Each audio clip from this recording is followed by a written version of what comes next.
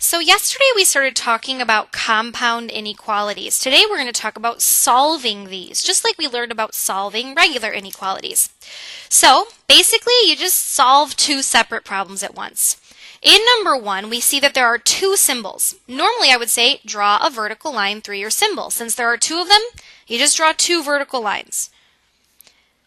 Then, to get the x by itself, we would subtract 5. Now, I would normally say on both sides, but now there are 3 sections.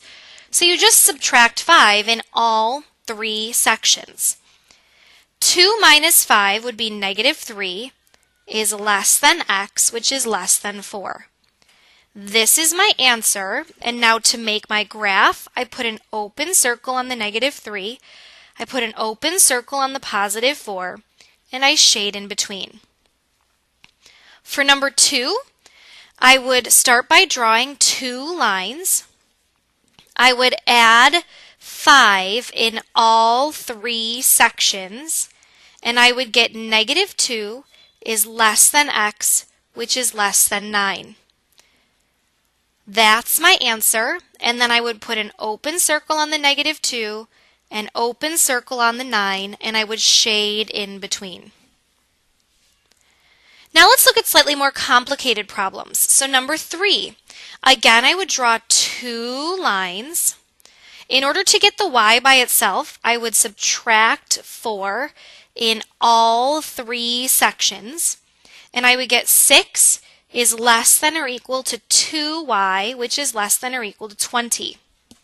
Now y is still not by itself, so the next step would be to divide all 3 sections by 2, which means I would get 3 is less than or equal to y, which is less than or equal to 10.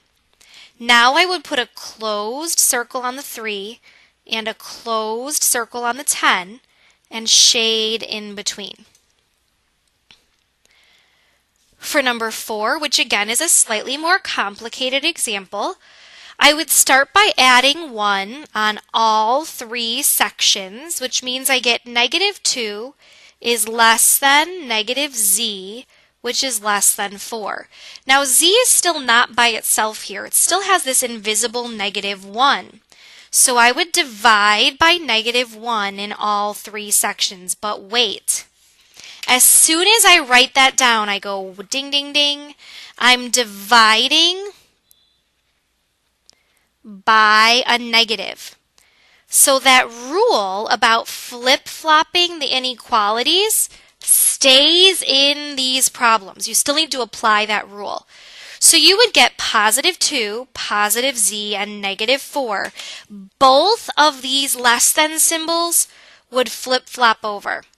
Now that should look a little bit weird to you. You should kind of be going, hang on a second, these symbols should always be less thans, and now they flip-flopped, so they're greater thans.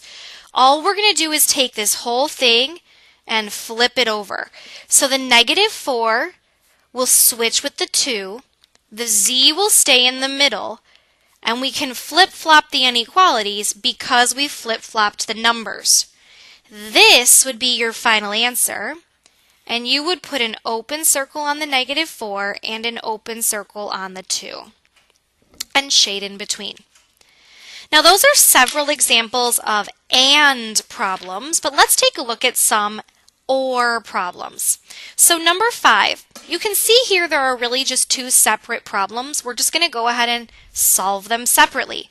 So for the problem that's on the left side of the word or, we would subtract 1 on both sides, and we would get 3h is less than negative 6. Then we would divide by 3, and we would get h is less than negative 2.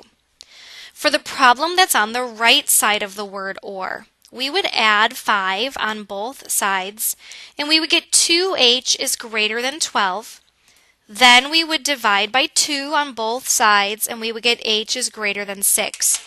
And this is the important part because this is the part everyone forgets. You need to put the word or in between when you put a box around your final answer.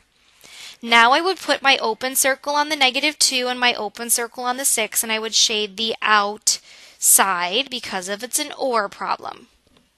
Let's just do one more of these because I think they're pretty similar to the other ones. So number 6, we would draw our line. We would subtract 1 on both sides. So we would get 4c is less than or equal to negative 4. We would divide by 4 on both sides. So c is less than or equal to negative 1. Now for the second part of the problem, we would add 3 on both sides. So we would get 5c is greater than 20. Then we would divide by 5, so c is greater than 4. Finally, we would copy down the word or in between when we put a box around our final answer. So we would put a closed circle on the negative 1 and an open circle on the positive 4 and shade the outside because it's the word or. Now the last thing that we have to do today is we have to talk about word problems. So we're going to skip problems 7 and 8. We can come back to those in class tomorrow if we need some more examples to look at. So let's look at problem 9. Problem 9 says, first translate this statement into an inequality. Then solve the inequality and graph. Number 9 says 3 times x is less than negative 6 and greater than negative 21. The word and here is your clue that the x should go in the middle and that less thans should go on either side. Now you'll notice I'm leaving a lot of space here. I want you to leave some extra space in these problems because you never know what you might need to put in there. Now let's read the problem again. It says 3 times x. What that means is that instead of having just a regular plain old x in the middle, we have 3 times x. Then it says is less than negative 6 and greater than negative 21. Remember, the smaller number always goes here. So negative 21 will go on the left and negative 6 will go on the right because negative 21 is smaller. It's more negativer. Now, before we can graph this, we need to solve it. So we would divide all 3 sections by 3, which means we would get negative 7 is less than x, which is less than negative 2. That's my answer, and now I put an open circle on the negative 7, an open circle on the negative 2, and shade in between. Number 10 says 1 less than x is less than negative 1, or 3 more than x is greater than or equal to 7. The word or here tells me I have 2 separate problems. Let's look at the left side.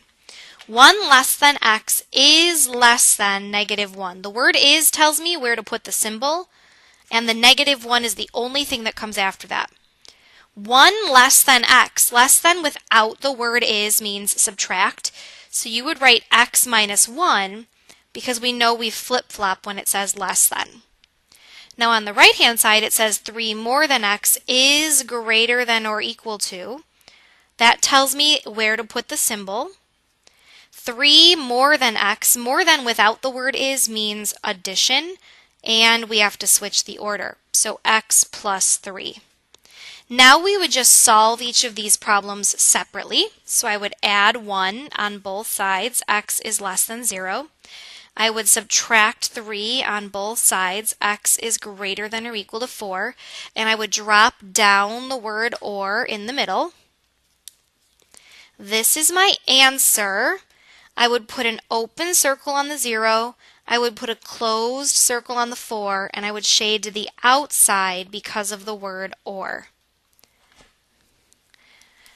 We are going to save number 11 just like we saved numbers 7 and 8 in case we need some more examples in class tomorrow.